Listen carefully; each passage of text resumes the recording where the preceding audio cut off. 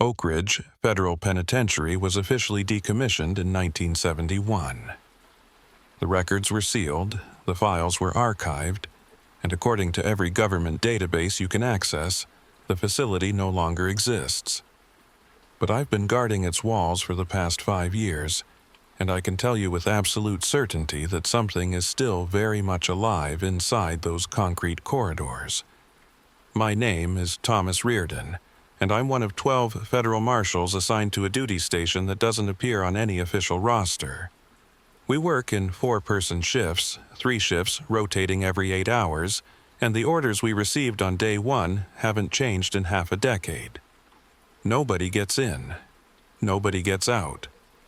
And whatever you hear coming from Cell Block D, you don't investigate. It started when I got a phone call in February 1976. I'd been with the Marshal Service for 11 years at that point, mostly doing witness protection and prisoner transport. Good work, steady work, the kind that doesn't follow you home at night. The voice on the phone identified himself as Deputy Director Cartwright from some division I'd never heard of. He said my name had been recommended for a special assignment. High security, high clearance, and a pay grade 3 levels above what I was currently making.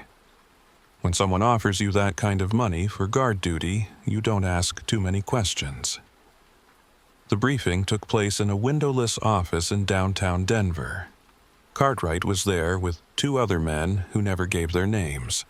They slid a file across the table to me, and when I opened it, I found exactly 4 pages of information.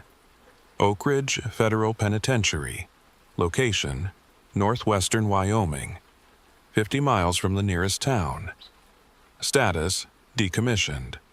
Current function: long-term secure holding. I asked what we were holding. Cartwright looked at the 2 other men, then back at me.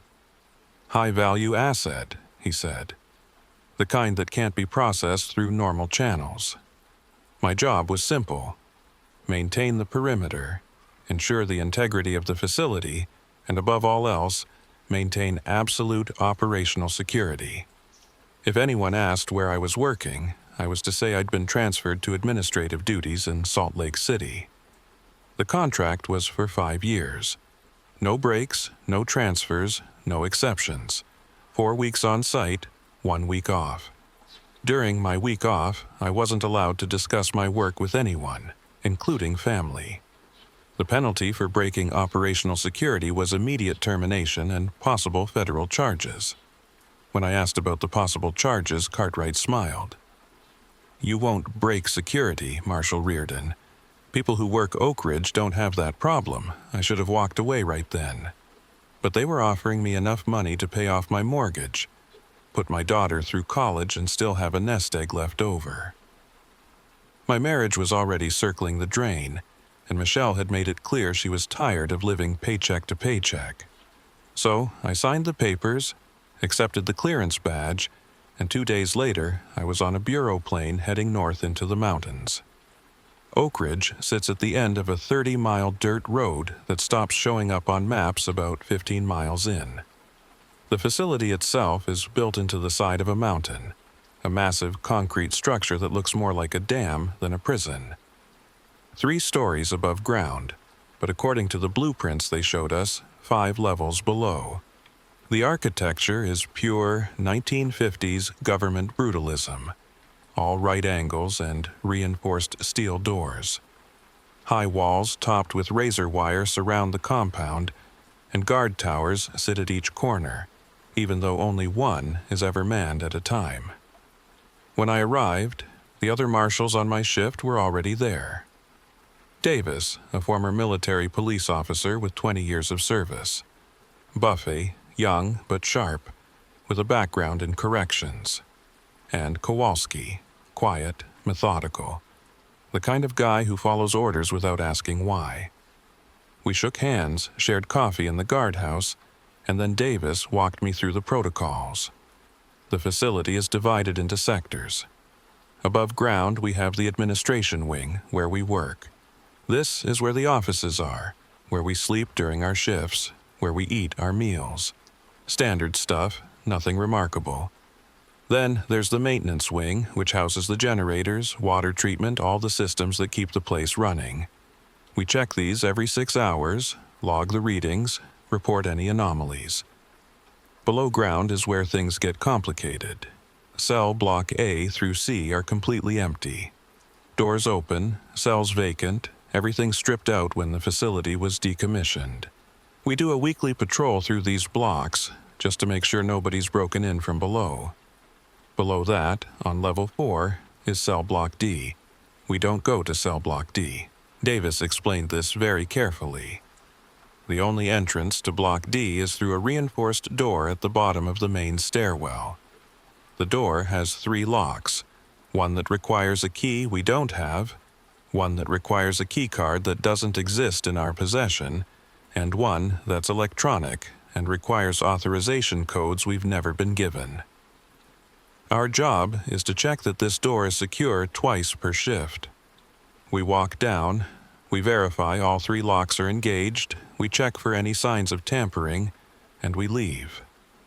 I asked what was behind the door. Davis looked at Buffett, then at Kowalski. Nobody answered for a long moment. Then Kowalski, in his quiet voice, said, "We don't know. We've never been inside. But whatever it is, it's been there since before we arrived, and according to the protocols, it'll be there long after we're gone."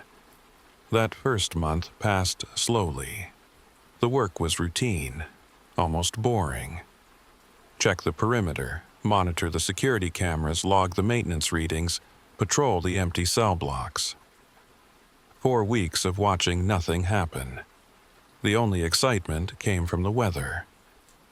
Winter in the Wyoming mountains is brutal, and the snow piled up fast. By week 3, we were completely cut off from the outside world. The supply truck came once a week, dropped off food and fuel, and left without the driver ever getting out of his cab.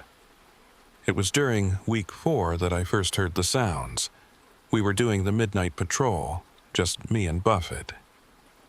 The facility is eerily quiet at night. No inmates, no staff, just the hum of the generators and the wind howling outside. We made our way down to Cell Block A, did our standard sweep, and were heading back up when I heard it. A rhythmic thumping sound, coming from somewhere below us. Buffet stopped walking. "You hear that?" I asked. He nodded slowly. "It's probably just the pipes. The heating system makes weird noises sometimes." But it didn't sound like pipes. It sounded like footsteps, heavy, measured, echoing up from the lower levels. We stood there for a moment listening, and then the sound stopped as abruptly as it had started. We continued our patrol without discussing it further. When we got back to the guardhouse, Davis was there, doing paperwork. He looked up when we entered. "Everything quiet?" Buffet nodded.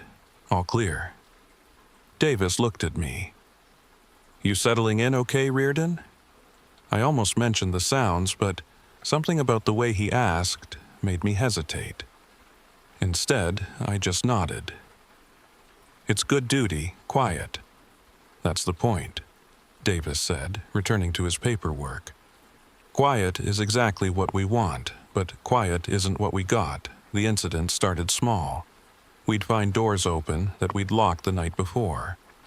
Nothing major, just interior doors in the administration wing. Storage closets, office doors, that kind of thing. We'd check the logs, and the security system would show nobody had accessed those areas. Davis said it was probably just faulty locks, old building settling, nothing to worry about. Then the cameras started acting up. We have monitors in the guardhouse that show feeds from every security camera in the facility. 16 cameras total, covering all the key areas. They're old analog systems, grainy black and white footage, but they work fine. Except every few days, one of the cameras would go dark for exactly 17 minutes. Always 17 minutes. Always a different camera. And when it came back online, there was never any sign of technical failure. Kowalski started keeping a log of the camera failures. He didn't tell anyone he was doing it, but I saw the notebook he kept in his desk. Dates, times, which cameras failed, how long they were down. He was looking for a pattern, and he was finding one. The failures were moving through the facility in a sequence. First, the cameras in cell block A, then block B, then block C, working their way down, level by level. Toward the end of my second month, Kowalski pulled me aside during a meal. "Reardon," he said quietly, "have you noticed anything unusual about the door to block D?" I frowned. "What do you mean?" "Just answer the question." I thought about it. We checked that door twice per shift, like clockwork. It was always secure, locks always engaged, no signs of tampering.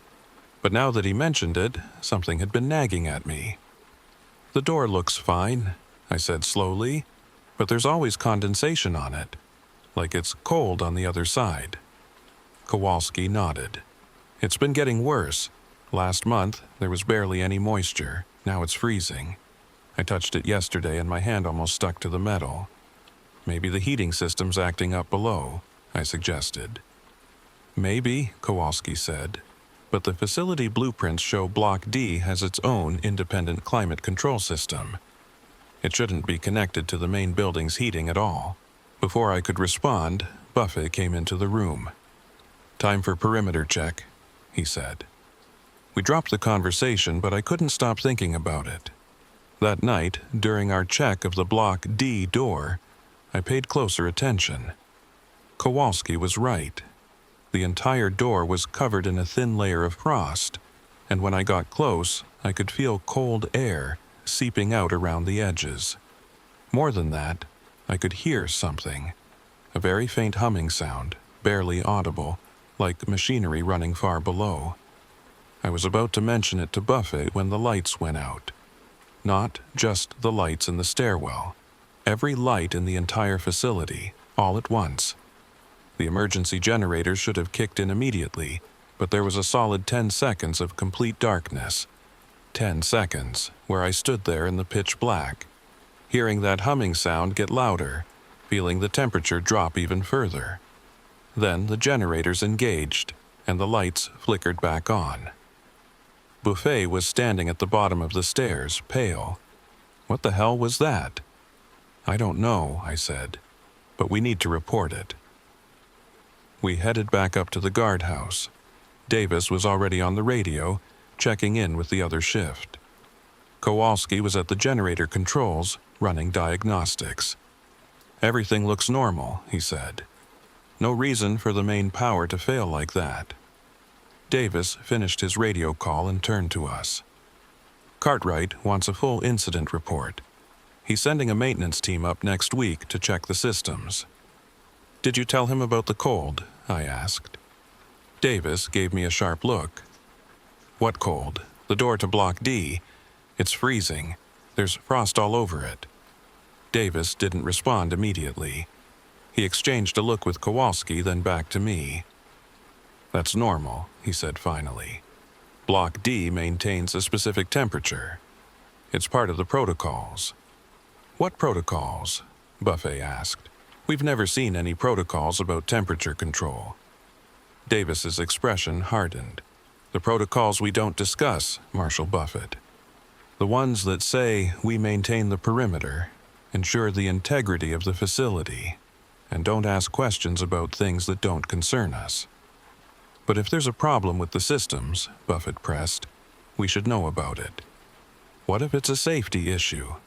"It's not a safety issue," Davis said flatly. "It's a security feature. Block D is supposed to be kept at sub-zero temperatures.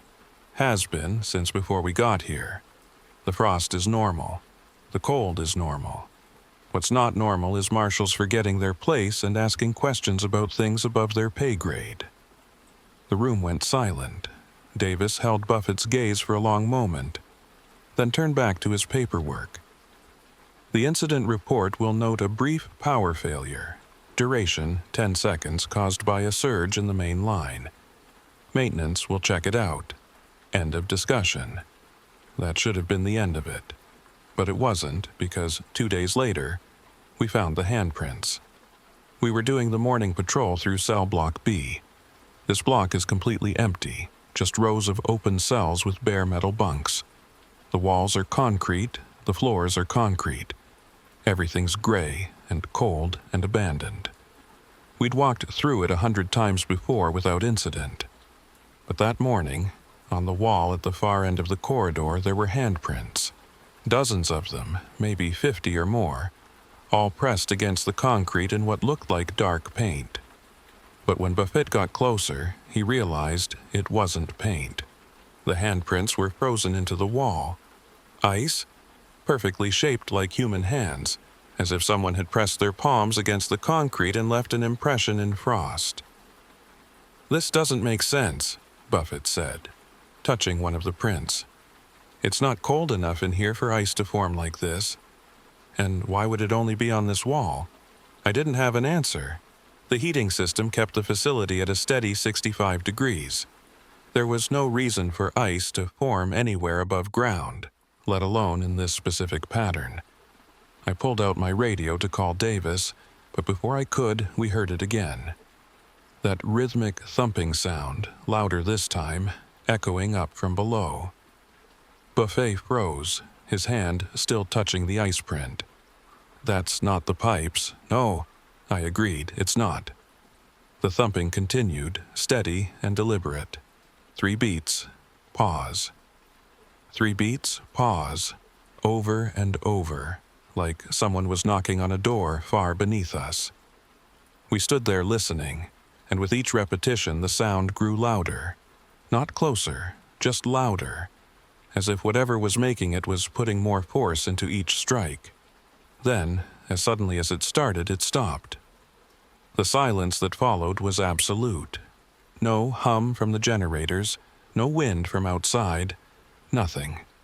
Just dead silence. Buffet pulled his hand back from the wall. The ice print he'd been touching had started to melt, leaving a wet, dark streak on the concrete. "We should go," he said quietly. We headed back to the guardhouse, moving faster than necessary, neither of us wanting to acknowledge why.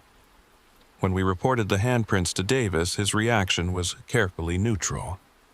He made a note in the log, said he'd include it in the next report to Cartwright, and told us to continue with our regular duties. But I saw the way he looked at Kowalski after we left. And I saw Kowalski pull out his notebook and add another entry. The maintenance team arrived a week later. 3 technicians, all with high-level clearances, all very tight-lipped about what they were there to check. They spent 2 days going through the facility's systems, top to bottom. They inspected the generators, checked the wiring, tested the security cameras, and examined the heating and cooling systems. They also went down to Block D. Davis accompanied them, and they were gone for 3 hours. When they came back up, the lead technician had a strange expression on his face. He wouldn't look at any of us directly. He filed his report with Davis, packed up his equipment, and left without saying a word. After they were gone, Buffet asked Davis what they'd found. Davis just shook his head. "Everything's functioning within normal parameters, no issues identified. But that night, during the shift change, I overheard Davis talking to Kowalski in the equipment room. I wasn't trying to eavesdrop, I was just putting away some tools, but their voices carried through the door. They added another lock," Davis was saying.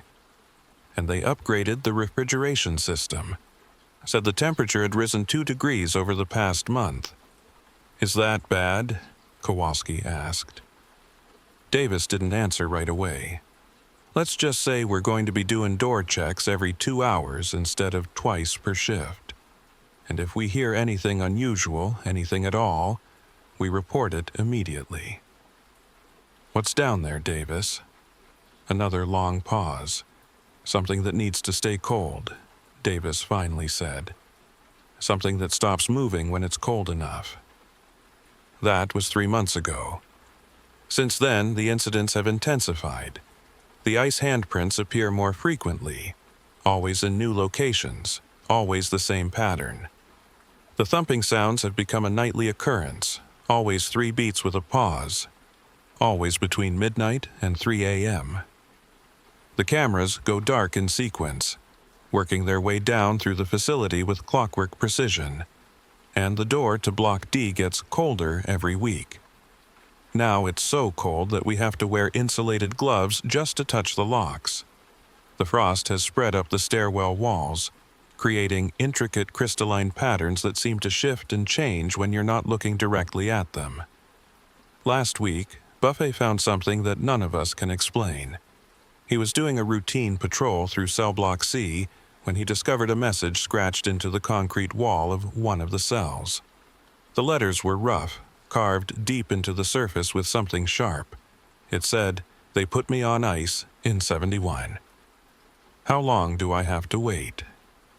Beneath it, in what looked like the same handwriting, was a second message. "Tell Cartwright I remember what he did." We photographed it, documented it, sent it up the chain to the deputy director. His response came back within an hour. Continue standard protocols. Do not attempt to communicate with any messages found within the facility.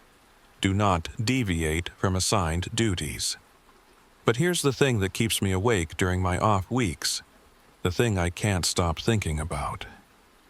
That message in cell block C, the concrete around those letters was fresh. Not old, not weathered.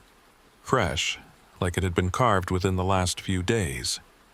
But nobody has access to those blocks except us, and none of us made those marks, which means someone, or something, is down there with us, in a facility that's supposedly empty, behind doors we don't have keys to, waiting in the cold. My current shift ends in 2 days. Then I get my week off and I'm supposed to go home and act like everything's normal, but I don't think I can do that anymore. Something is wrong at Oakridge. Something way beyond what they told us when we signed on. And whatever it is, it's getting stronger. The temperature in Block D has dropped another 3 degrees in the past week. The door now requires thermal suits just to approach for our checks. And yesterday, when I was down there doing my inspection, I heard something new. Not the thumping, not the humming. A voice. It was faint, muffled by the layers of steel and concrete, but I heard it clearly. A single word repeated over and over from the other side of that frozen door. Outside, outside, outside. Tomorrow, we're getting new orders from Cartwright. Davis said it's a protocol update, nothing major. But I saw the way his hands shook when he was on that phone call.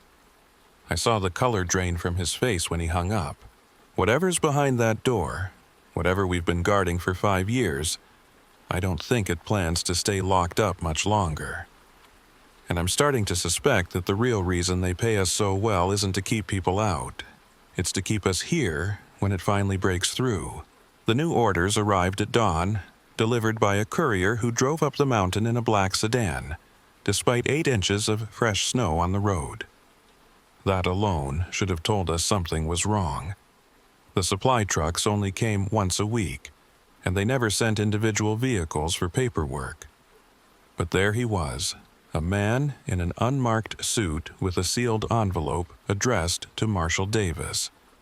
I was on morning patrol with Kowalski when we saw the headlights through the security monitor. Davis met the courier at the gate, signed for the envelope, and watched the sedan disappear back down the mountain without a word exchanged. When we got back to the guardhouse, Davis was sitting at the table with the envelope still sealed in front of him, staring at it like it might explode. Kowalski poured coffee. "What's the delivery?" Davis didn't look up. "Priority orders from Cartwright." He finally broke the seal, pulled out a single sheet of paper and read it in silence. His jaw tightened with each line. After a moment, he set it down and looked at us. "We're going to enhanced security protocols, effective immediately." "What does that mean?" I asked. "It means," Davis said slowly, that Block D is now considered an active containment zone. We're moving from maintenance monitoring to active suppression protocols. Starting tonight, we run door checks every hour. We wear full thermal protection for every check. And we keep sidearms loaded and ready at all times. Buffet had just walked in from the perimeter check. He caught the last part. Loaded weapons? What are we supposed to be shooting at? Davis picked up the paper again, reading directly from it. Any entity or manifestation emerging from the containment zone is to be treated as an immediate threat. Use of lethal force is authorized. Do not attempt communication. Do not approach closer than 10 feet. Neutralize and report. The room went silent. We'd all understood on some level that this wasn't a normal duty assignment, but hearing it laid out so explicitly made it real in a way it hadn't been before. We weren't just guards. We were the last line of defense against something that wasn't supposed to exist. What kind of manifestation? Buffet asked. What the hell is down there? Davis folded the paper and put it back in the envelope. The orders don't specify, and we don't need to know. Our job is containment, nothing more. But Kowalski pressed the question we were all thinking. If something gets out, how are we supposed to fight it if we don't know what it is? That's why the protocols exist, Davis said. Follow them exactly, and we'll be fine. Deviate from them, and we put the entire operation at risk. He handed each of us a card with the updated protocols printed on it. I read through them carefully. Hourly door checks. Thermal suits mandatory. Weapons ready. Report any temperature changes exceeding half a degree. Report any sounds, voices, or physical phenomena immediately. Under no circumstances open or attempt to access Cell Block D without direct authorization from the Deputy Director. That last line was underlined twice. The first week under the new protocols was exhausting. Checking that door every hour meant someone was always making the trip down to level 4, suiting up in the bulky thermal gear, verifying the locks, checking the temperature gauge, and climbing back up. The thermal suits made the already claustrophobic stairwell nearly unbearable, and the constant trips wore on all of us. But they were necessary because the door was changing. The frost that had been limited to the surface had now penetrated deep into the metal. The entire door was white with ice, and icicles hung from the frame like teeth. The temperature gauge, which had read -30 Celsius when the maintenance team installed it, now fluctuated between -40 and -50. The colder it got, the quieter Block D became. No humming. No thumping. Just silence. That should have been reassuring. Instead, it felt like a held breath before a scream. On day 8 of the enhanced protocols, we lost Buffet. It happened during the midnight shift. Buffet and I were doing the hourly check together, standard procedure now that the situation had escalated. We suited up, grabbed our firearms, and headed down the stairwell. The ice on the walls had spread up past level 3 now, creating these bizarre crystalline formations that caught the light in strange ways. We reached the door to Block D, and I checked the temperature gauge. -48 Celsius. Within normal parameters for the current protocol. The locks were all engaged, no visible signs of tampering. Buffet walked the perimeter of the door frame, checking for any gaps or weaknesses in the seal. "Everything looks good," he said, his voice muffled by the thermal suit. "Let's get back up before I lose feeling in my feet." We turned to head back up the stairs, and that's when we heard it. Not the thumping this time. Footsteps. Real footsteps moving on the other side of the door. Not the heavy, deliberate steps we'd heard before, but quick, light footsteps, like someone running. Buffet stopped, one hand on the stair rail. "Did you hear that?" I nodded, pulling my weapon. Protocol said we report unusual sounds, but we'd reached a point where unusual sounds were the norm. What made this different was what came next. A child's voice, clear and close, coming from right behind the door. "Please let me out. I'm so cold. Please." Buffet's face went white. "There's a kid down there?" "It's a trick," I said, though I wasn't sure. "It has to be a trick." The voice came again, smaller now, frightened. "I've been good. I promise I've been good. Please let me out. I want to go home." Buffet took a step toward the door. "We have to help them." I grabbed his arm. "No. The protocols are clear. We don't open the door. We don't communicate. We report and we leave." "But it's a child," Buffett said, pulling away from me. "Listen to them. They're terrified." The voice shifted, becoming more insistent. "My name is Elizabeth Cartwright. Please, my daddy works here. He'll be so worried. Please let me out." That stopped both of us. Cartwright. The same name as our supervisor. But that was impossible. Deputy Director Cartwright didn't have a daughter named Elizabeth, as far as we knew, and even if he did, there was no way she could be down in Block D. The facility had been sealed since 1971. "Buffet," I said carefully, "think about this. If there was really a child trapped down there, why would the protocols tell us not to open the door? Why would they tell us to treat anything that comes out as a threat?" "Because they're scared," Buffett said. "Because they don't understand what's down here." "Or because they know exactly what's down here," I countered. "And they know it can lie." The voice came a third time, but now it sounded different. Older. Harder. "Why won't you help me, Marshal Buffett? I know you can hear me. I know you're standing right there." Buffet went rigid. "How does it know my name?"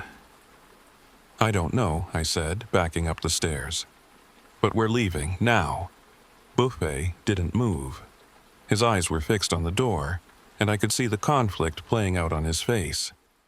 Every instinct was telling him to help, to open that door and save whoever was trapped inside. But the rational part of his brain knew something was very wrong. The voice spoke again, and this time it was my voice. My exact voice, tone and inflection and everything. "Come on, Buffett. Let's get her out of there. She's just a kid." That broke the spell. Buffett stumbled backward, nearly falling on the stairs. We ran. Not walked, not hurried. Ran. Up the stairwell, through cell block C, past the empty cells and the ice-covered walls until we burst into the administration wing, gasping for air. Davis met us at the guardhouse door. "What happened?" Buffett bent over, hands on his knees, trying to catch his breath.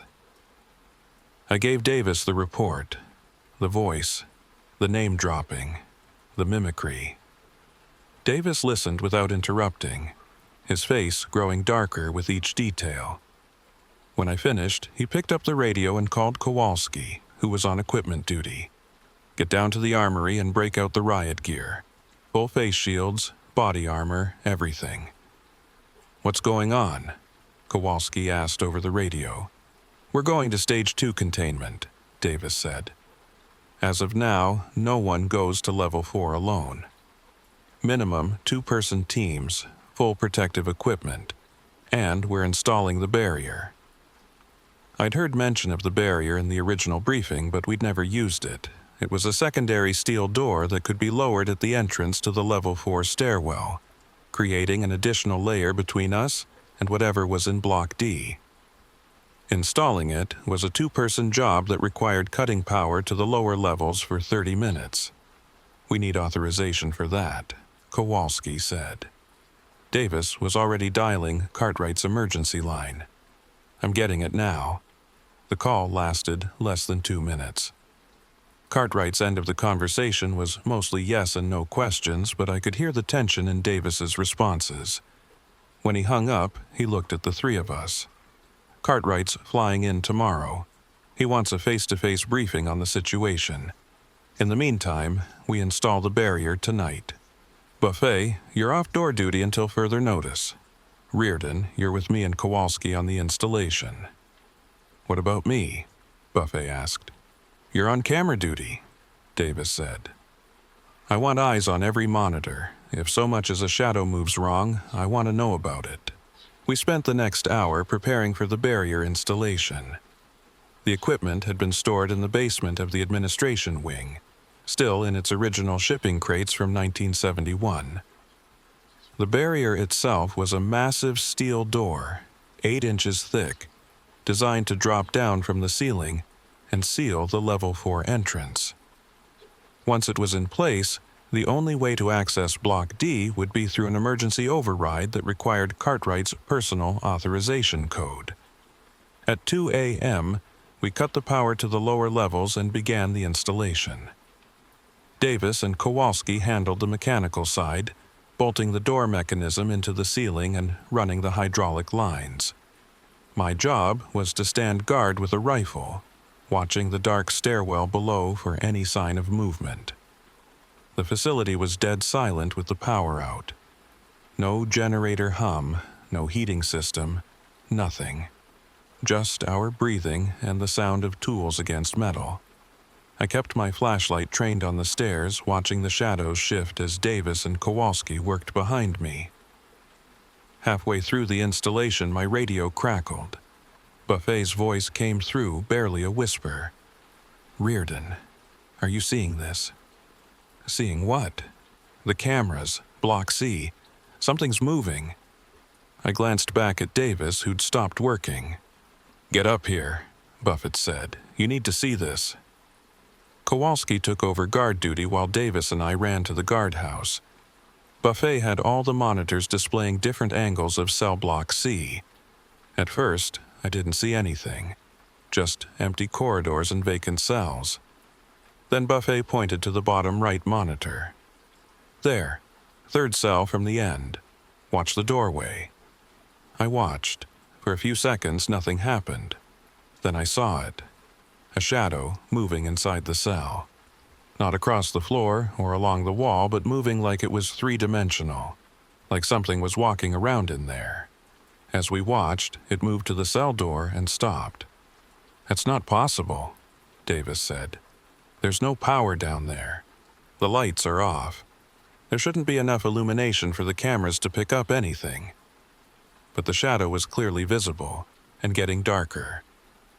It stood in the cell doorway for a long moment, then turned and moved deeper into the cell, disappearing from view. "Check the other Block C cameras," I said. Buffet cycled through them. Cell after cell, the same thing. Shadows moving in the darkness, gathering in groups, flowing from one cell to another like water. There were dozens of them now, maybe hundreds, all moving with purpose toward the stairwell that led down to Level 4. "They're migrating," Davis said quietly. "They're going down." We watched in silence as the shadows flowed down the stairs and out of camera range. Within 5 minutes, cell Block C was empty again, all the shadows gone. Descended into the levels below, gathering at the barrier we were in the process of installing. Buffet's hands were shaking. "What are they?" Davis didn't answer. He grabbed the radio and called Kowalski. "How much longer on the barrier?" 10 minutes, maybe less." "Make it less," Davis said. "We need that door sealed now." We ran back to the installation site.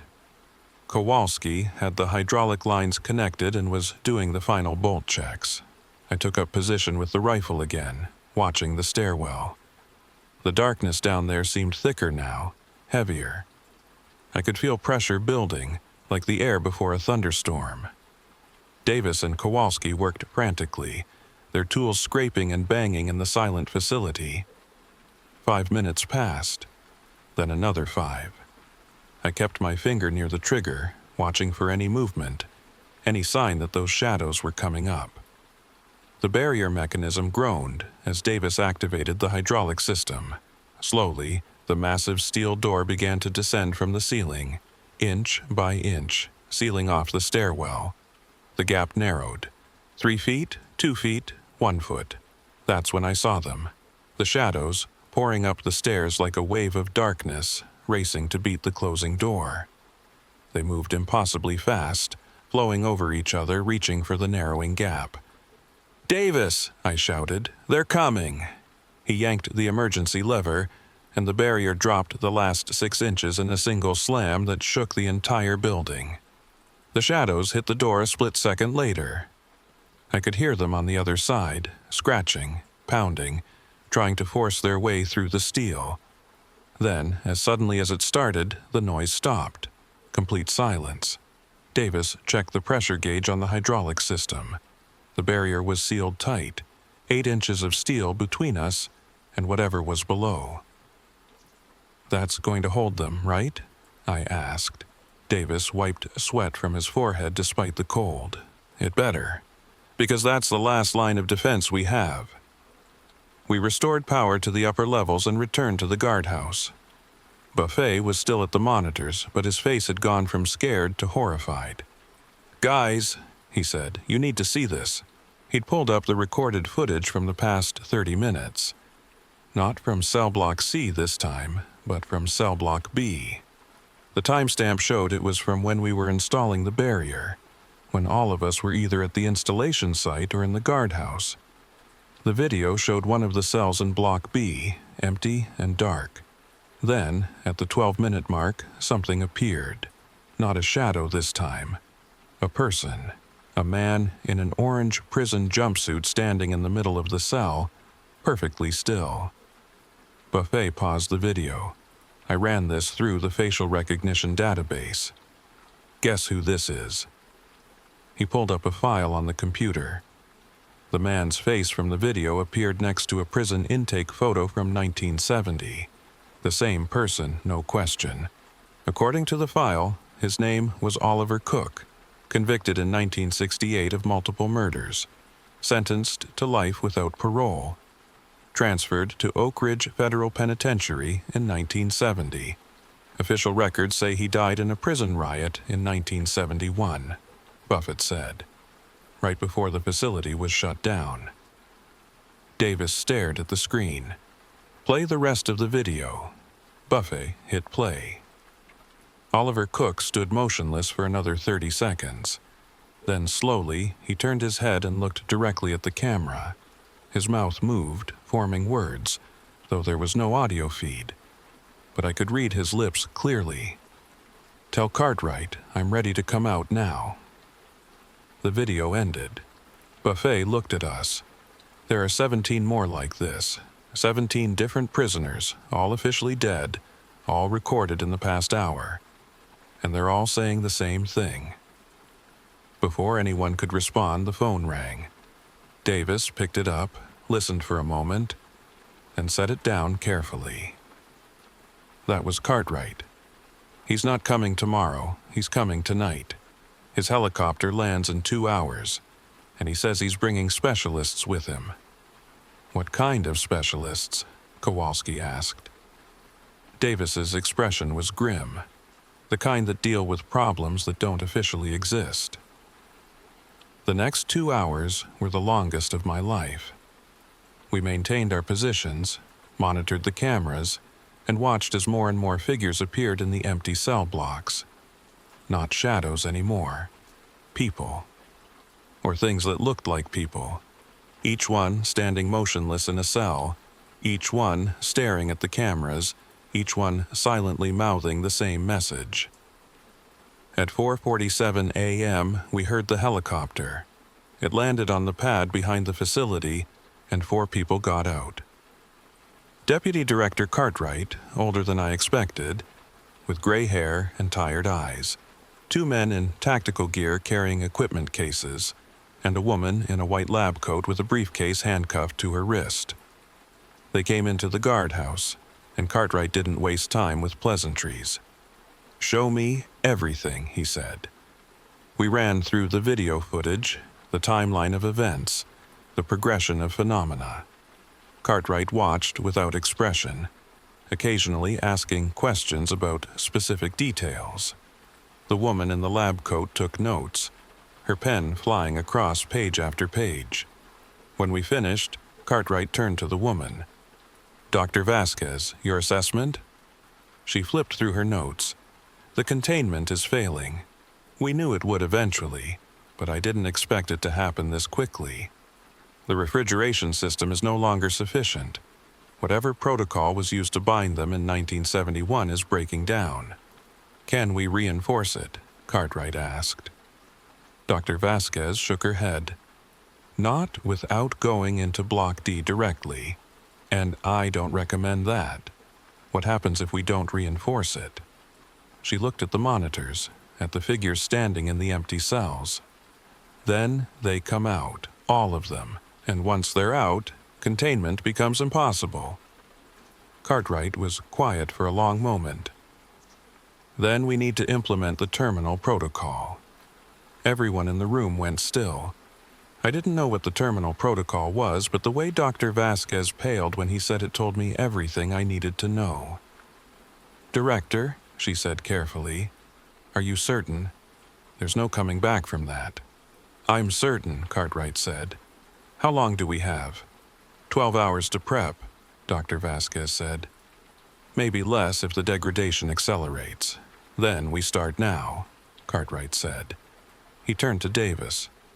Marshal, I need your team to maintain the perimeter until we're finished.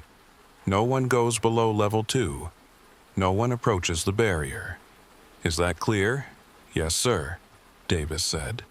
Cartwright looked at each of us in turn. I know you men have questions. I know you deserve answers. But understand that some things are classified for a reason. What's in Block D has been there since before most of you were born, and if we do our jobs right, it'll stay there until long after we're all gone. He paused. But if you need motivation beyond duty, consider this.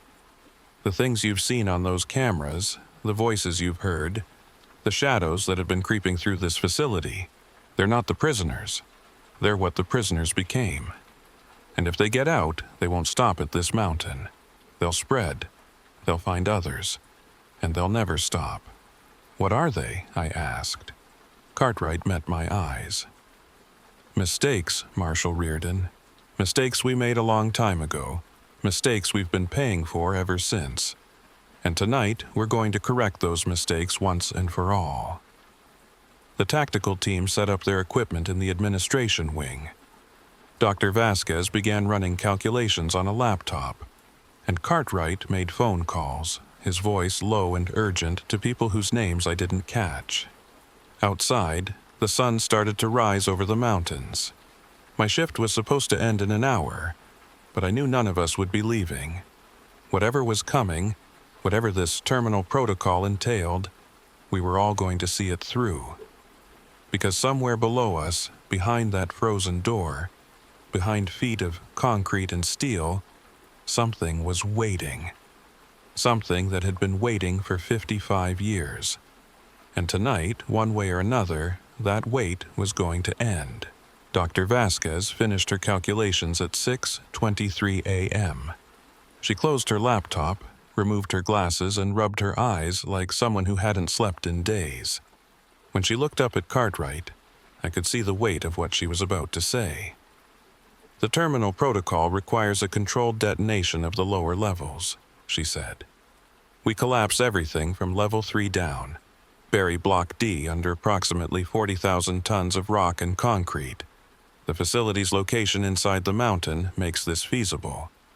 The explosion will be contained within the geological structure. To the outside world, it'll register as a minor earthquake. How long will the burial hold them? Cartwright asked. Theoretically, forever. The depth and pressure should be sufficient to maintain stasis indefinitely. But we need to understand that this is a permanent solution. Once we detonate, there's no going back. Everything in those lower levels will be sealed away. Cartwright nodded slowly. And the evidence? The files? Dr. Vasquez gestured to her briefcase. I have copies of the essential documentation. The rest will be destroyed in the collapse. As far as official records are concerned, Oakridge was demolished in 1971 as originally documented. This facility never existed. I couldn't stay quiet anymore. Sir, What exactly are we burying? What happened here? Cartwright looked at me for a long moment, deciding something. Then he walked to the window, staring out at the mountains as dawn light painted them gold. "Tell them," he said to Dr. Vasquez. "They've earned the right to know." She opened her briefcase and pulled out a folder marked with classifications I'd never seen before. In 1967, she began, the Department of Defense initiated a program called Project Lazarus. The goal was to develop a method for interrogating high-value prisoners who had died before yielding critical intelligence. The initial experiments took place at several black sites, but Oakridge was selected as the primary research facility due to its isolation and existing infrastructure. Kowalski leaned forward. "You're talking about bringing people back from the dead." "Not exactly," Dr. Vasquez said. "We weren't trying to resurrect anyone. We were attempting to access residual neural patterns that persist for a short time after clinical death. Think of it as reading the last electrical impulses in the brain. The theory was sound. The application was where things went wrong." She pulled out a photograph, yellowed with age. It showed a laboratory, sterile and white, with medical equipment surrounding a metal table. In 1969, the research team achieved what they considered a breakthrough. They successfully retrieved coherent memories from a subject who had been dead for 72 hours. But the subject didn't just provide memories. He woke up. The room went cold. Buffet spoke first. "That's impossible." "It should have been," Dr. Vasquez agreed. But something happened during the retrieval process. Some interaction between the electrical stimulation and the neural decay patterns. The subject regained consciousness, but he wasn't the same person who died. He was something else, something that knew things he shouldn't have known. Things about the researchers, their families, their secrets. And he was hungry. "Hungry for what?" Davis asked. "For everything," she said quietly. "For heat, for light, for life itself." The subject's body temperature dropped to near freezing. His metabolic processes slowed to almost nothing. But his awareness remained, and he learned that he could spread what he'd become to others through direct contact. "The first outbreak was contained within 3 days," Dr. Vasquez continued. 12 researchers and security staff were lost. The facility was immediately quarantined, but the program administrators believed they could salvage the research. They theorized that if they could control the transformation process, they could create the perfect intelligence asset, an interrogator who could literally get inside a subject's head. "So they kept experimenting," I said. Dr. Vasquez nodded. Project Lazarus continued for another 2 years. They brought in condemned prisoners, people who were already sentenced to death, and used them as test subjects. By 1971, they had 47 active cases, 47 individuals who had been through the process and transformed into these entities. They were kept in cell block D in refrigerated containment, because the cold slowed them down enough to maintain control. "Then why shut it down?" Kowalski asked. "Because in March 1971, Dr. Vasquez said, one of the entities managed to communicate with the other prisoners in the facility. Somehow, despite all the isolation protocols, it reached them, and it showed them what they could become, promised them they wouldn't die, promised them power. That's when the riot started. I remembered the files we'd seen. Oliver Cook and the others, all officially dead in 1971. Except they didn't die," I said. "They were transformed. The riot was a distraction," Dr. Vasquez explained. "While the guards were dealing with violence in the general population, the entities in Block D initiated their own breakout attempt. They nearly succeeded. 23 personnel died in the fighting. In the end, the program administrators made the decision to abandon the facility entirely. They moved everyone to Block D, transformed and untransformed alike, sealed the entire level and dropped the temperature to -50°C. The cold put them into a kind of stasis. Not dead, but not truly alive either. Frozen between states. And they've been down there ever since, Buffett said. For 55 years. Cartwright turned from the window. The original plan was to maintain containment indefinitely. We've had rotating teams of marshals here since 1976, all sworn to secrecy, all believing they were guarding some classified government asset. And they were. Just not the kind anyone wants to admit exists. But the containment is failing, I said. That's why we're here now. The refrigeration system is breaking down, Dr. Vasquez confirmed. More critically, the entities themselves are breaking down the barriers. They've been working at it for decades, slowly, patiently. They've learned to project themselves, to create those shadows you've been seeing. They've learned to mimic voices, to access memories through some process we still don't understand. And now they're learning to manifest physically outside the containment area. That's what the figures on the cameras were, Davis said. Not ghosts, not hallucinations. Them, testing the boundaries. Dr. Vasquez nodded. If we don't act now, within days they'll be strong enough to breach the barrier completely. And once they're out, containment becomes impossible. They'll spread through the mountains, into nearby towns, finding new hosts. The transformation spreads through physical contact, but we believe it can also spread through proximity given enough time. Everyone who comes within range becomes a potential carrier. Cartwright checked his watch. The charges are set. We have 6 hours until detonation. Dr. Vasquez and her team will finish the preparation. You four, he looked at us marshals, will maintain perimeter security until the last possible moment. Then we evacuate via helicopter. The facility will collapse. Everything from level 3 down will be buried under the mountain, and Oakridge will finally cease to exist in any meaningful sense. What about all of you?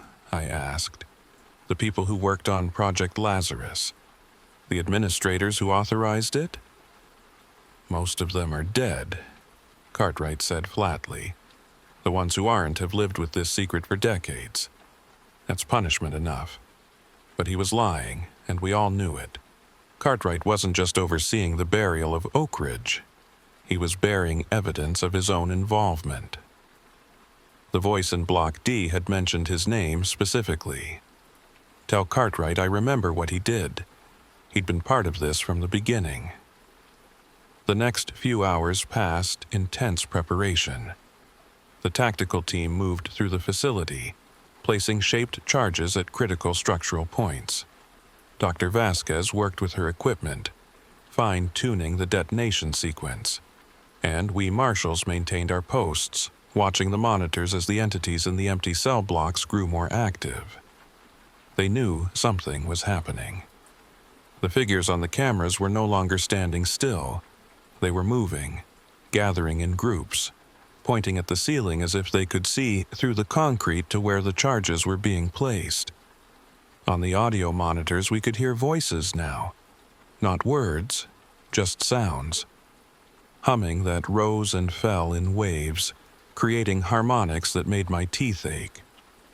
At 11 a.m., one of the tactical team members came running into the guardhouse, his face pale. The barrier's buckling, he said. Something's pushing against it from below. Davis grabbed his rifle and we all ran to the level 2 junction where the barrier had been installed. Even from 30 feet away, we could see it. The massive steel door, designed to withstand incredible pressure, was bowing inward. Not much, maybe an inch, but enough to see that something on the other side was applying force that shouldn't be possible. As we watched, frost began spreading across the barrier's surface. Not the normal frost we'd seen on the Block D door, but aggressive crystallization that crackled and grew before our eyes. Within seconds, the entire barrier was white with ice, and the temperature in the corridor dropped 20 degrees. "Fall back," Davis ordered. "Everyone to level 1, now. We retreated up the stairs, but before we reached the top, we heard it. A sound like nothing I'd ever experienced. Not quite a scream, not quite a roar, but something in between. A sound that came from dozens of throats at once, creating a chord that resonated through the concrete walls. The barrier held, but I could hear metal groaning under strain. Whatever was down there was throwing everything it had at that steel door, trying to break through before the charges detonated. Cartwright met us at the administration level. He'd heard the sound too. How long until we can detonate? Dr. Vasquez checked her tablet. 2 hours and 17 minutes. The charges need to reach optimal temperature for the shaped collapse to work correctly. If we detonate early, we risk an unstable cave-in that might not completely seal the lower levels. The barrier won't hold that long, Davis said. It has to, Cartwright replied. We have no alternative. But I was looking at the monitors, at the figures gathered in cell block B, and I saw something that made my blood freeze. They were gone. All of them. Every single entity that had been manifesting in the upper cell blocks had vanished. Where did they go? Buffet asked. I had a terrible suspicion. They went back down. They're all concentrating on the barrier. If they breach it... We'll be ready, Cartwright interrupted. He turned to the tactical team. Full defensive positions. If that barrier fails, we hold this level no matter what. The next 90 minutes were the most terrifying of my life. We could hear them down below, that terrible harmonized sound rising and falling like a tide. The cameras showed nothing but empty corridors and vacant cells, but the audio monitors picked up constant activity. Footsteps, scraping, voices that almost formed words before dissolving into static. The temperature throughout the facility continued to drop. Our breath came out in clouds. Ice formed on the windows. The heating system was running at full capacity but couldn't keep up with the cold radiating from below. At 12:47 p.m., something changed. The sound from the lower levels stopped. Complete silence. Dr. Vasquez looked up from her tablet, alarmed. That's not good. They shouldn't be quiet. What does it mean? Kowalski asked. It means they're trying something different, she said.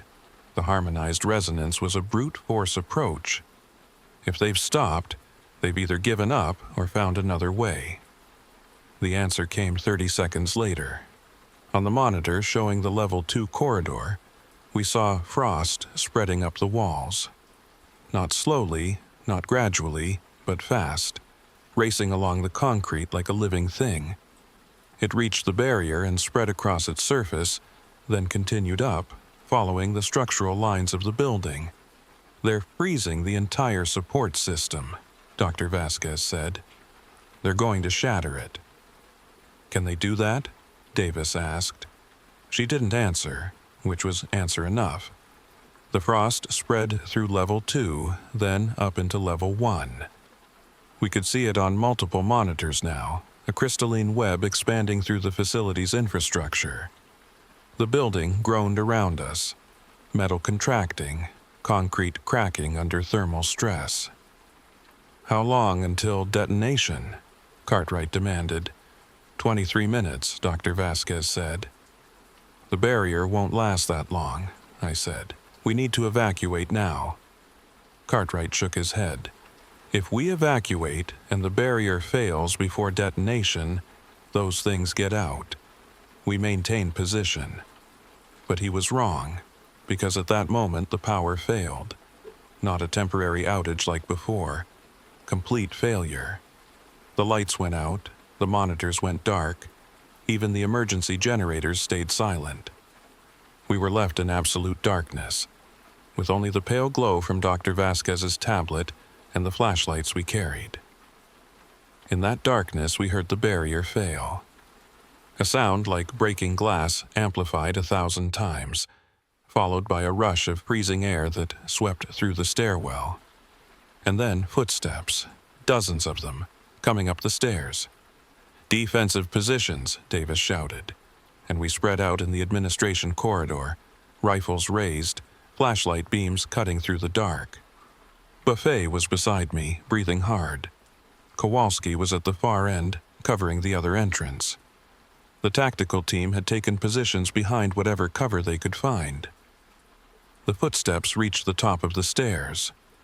The first figure emerged into our flashlight beams, and I saw what Oliver Cook had become. He still looked human, mostly, but his skin was white with frost, his eyes were solid black, and when he opened his mouth, no breath came out. Behind him, more figures emerged, the 47 original subjects from Project Lazarus, plus everyone who'd been transformed in the 1971 riot. All of them moving with terrible purpose. "This is your only warning," Cartwright called out. "Stop, or we will fire." The figures stopped. Oliver Cook tilted his head, studying Cartwright with those black eyes.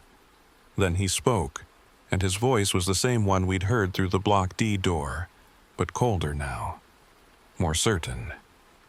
"Hello, Thomas. It's been a long time." Cartwright's hand trembled on his weapon. "Oliver, you remember me," Cook said. "Good. I was worried you'd forgotten, after you left us down there to freeze for 55 years. Tell me, Thomas, did you sleep well? Did you dream of us?" "That wasn't supposed to happen," Cartwright said. "The transformation process was supposed to be controlled." "Nothing you did in this place was controlled," Cook replied. "You played with forces you didn't understand, and when it went wrong, you buried the evidence. Buried us. But we've had decades to think, Thomas. Decades to plan, to grow, to learn. Did you know we can hear everything that happens in this facility? Every conversation, every phone call, every classified briefing. We know about the charges. We know about the terminal protocol. Then you know we will destroy this entire facility," Cartwright said. "You cannot escape." Cook smiled, and it was the most inhuman expression I'd ever seen. "Escape? Thomas, we don't want to escape. We want you to detonate those charges. Because when this mountain comes down, when thousands of tons of rock and concrete bury this place, what do you think happens to the cold we've created? All that frozen energy, compressed, concentrated. It doesn't disappear, Thomas. It spreads. Through the groundwater, through the bedrock, radiating outward for miles. And we'll spread with it. Slowly, gradually, touching everything the water touches. Every well, every stream, every underground river in these mountains." Dr. Vasquez's face went white. "He's right. The detonation will create seismic fractures. If they've saturated the lower levels with their presence, the collapse will distribute it through the entire geological system." Cartwright's weapon was shaking now. "Then we won't detonate, we'll find another way." "No," Cook said, "you won't, because He glanced at the shadows gathering behind him.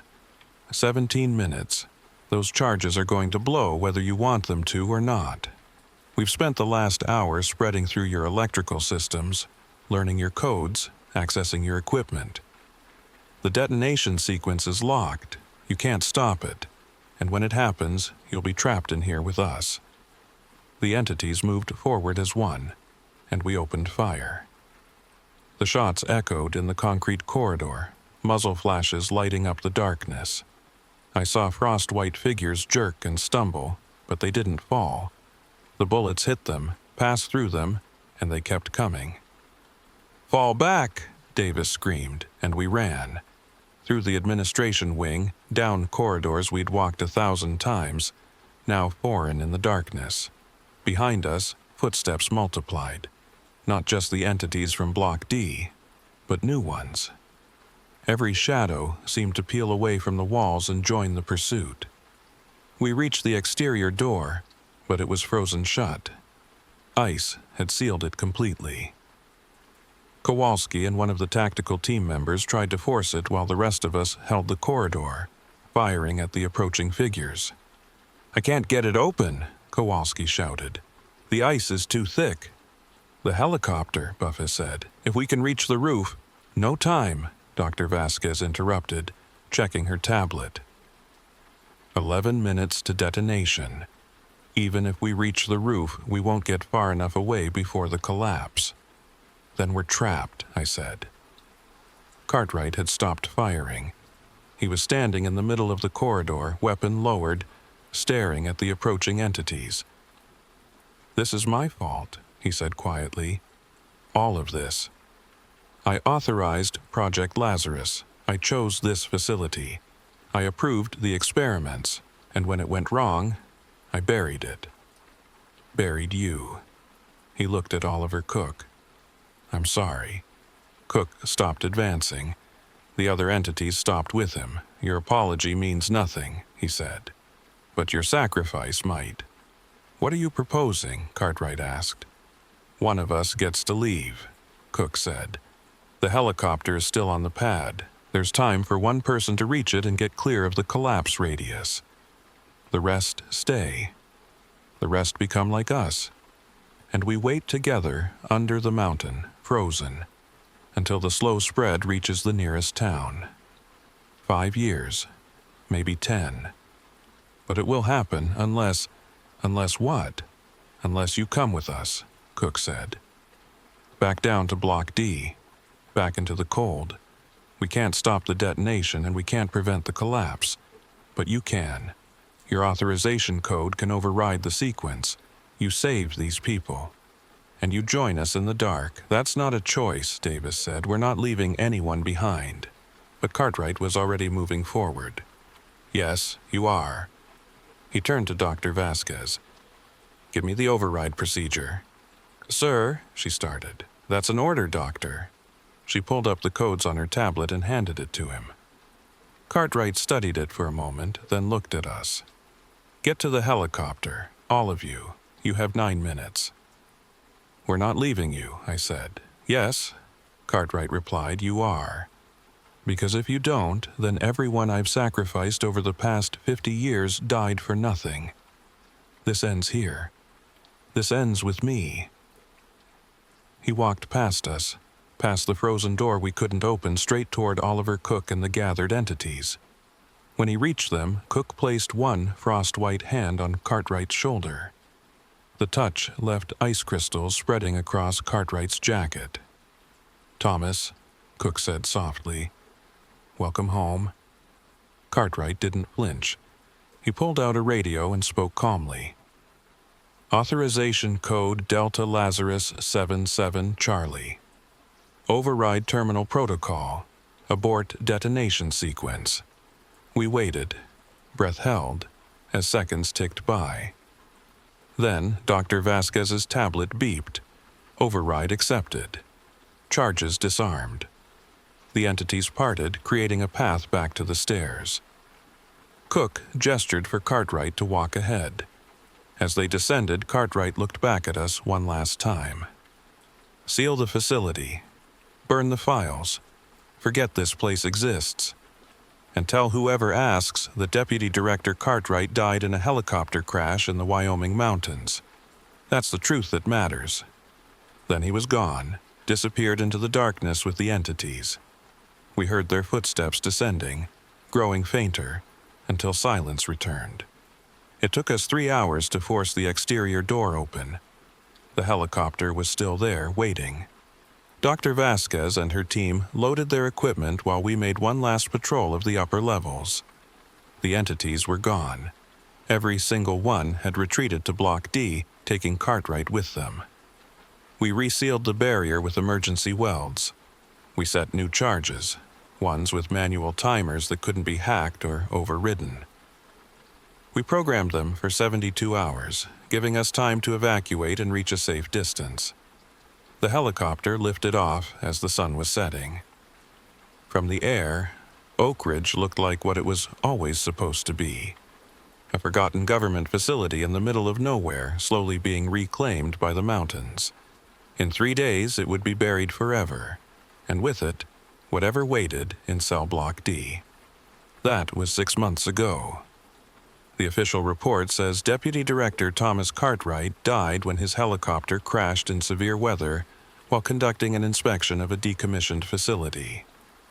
The rest of us were debriefed, reassigned, and bound by non-disclosure agreements that will last until we die. But I still think about him, about what he sacrificed, about whether he's still conscious down there, frozen between life and death, or if he found some kind of peace in the cold. I think about Oliver Cook and the others, waiting in the dark beneath thousands of tons of rock, knowing that eventually, slowly, the cold will spread. And I think about what Cook said, 5 years, maybe 10, until they reach the nearest town through the groundwater and the bedrock, until the transformation spreads to people who have no idea what's coming. I've been monitoring the geological surveys for the area, looking for anomalies, temperature drops in well water, unusual mineral deposits, signs that something is moving through the aquifer. So far, nothing. But I keep watching because someone needs to. The government paid me well for my service. I have a good job now, a quiet life. But every time I drink water, I wonder. Every time I hear about someone in Wyoming getting inexplicably cold, I wonder. And every time I close my eyes, I see that frozen door, that gathering darkness, and I hear Cartwright's last words. Forget this place exists. But I can't forget. None of us can. Because Oakridge Federal Penitentiary didn't end when we buried it. It's still there, under the mountain. Still cold. Still waiting. And in the deep places of the world, in the dark water that flows through ancient stone, something is slowly spreading, something patient, something that has learned, over decades of imprisonment, that the cold always wins in the end. The facility might be buried. The files might be destroyed. The official records might say it never existed. But I know the truth, and someday, maybe not in my lifetime, but someday, someone else will learn it too. When the water in their town runs cold, when shadows move in ways shadows shouldn't, when they hear voices in the dark that know things they shouldn't know, and by then, it will be far too late to stop what Thomas Cartwright set in motion all those years ago. What we all helped maintain through our silence. The mistakes we buried under Wyoming granite, thinking we could contain them forever. Because the one thing we learned at Oakridge, the one lesson that cost so many lives, is this: some things can't be buried deep enough. Some things can't be frozen permanently. Some mistakes don't stay buried. They just wait in the dark. They just spread through the cold water and the patience stone. And they remember every single person who put them there. Tell Cartwright I remember what he did, Oliver Cook had said. And now, so do I.